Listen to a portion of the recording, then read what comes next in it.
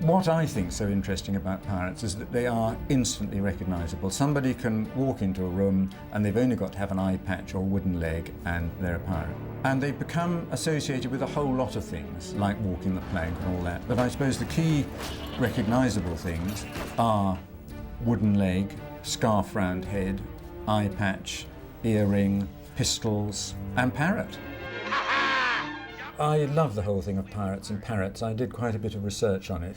The fact is that parrots were very popular souvenirs for sailors to bring back from the tropics. I mean, they also brought back monkeys and occasionally things like tigers as well, but a parrot was a much easier thing to bring back. You could teach it to whistle and to say things like pieces of eight.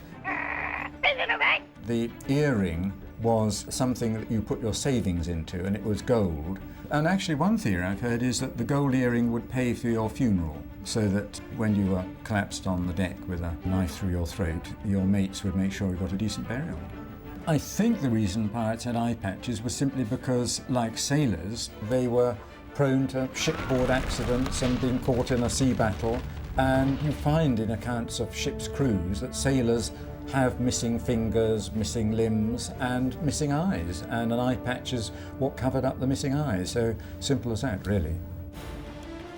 Was it a one-leg man? The thing about peg legs or wooden legs, incidentally, Long John Silver does not have a wooden leg. If you read Treasure Island, he just has one leg only and he hops around on a crutch. And yet he's given rise to the fact that all pirates had wooden legs, so it's sort of rather ironic. But lots of sailors had wooden legs simply because they were easily damaged on board a ship. I mean, sailors were always falling out of the rigging and you could get yourself crushed with ropes and fall overboard or crush between ships, or get your leg shot off with a cannonball. So sailors tended to have bits and pieces of their bodies missing, and obviously if you had a leg missing you made do with a wooden leg.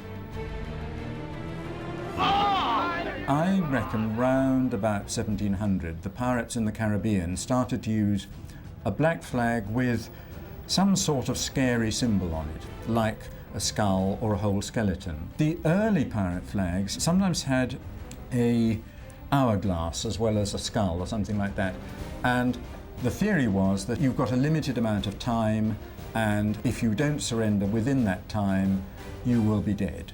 So over about 20 years the skull and crossbones gradually became recognised as the pirate flag, though actually up to that point different pirate captains had had variations of their own, but that's what ended up as the pirate flag.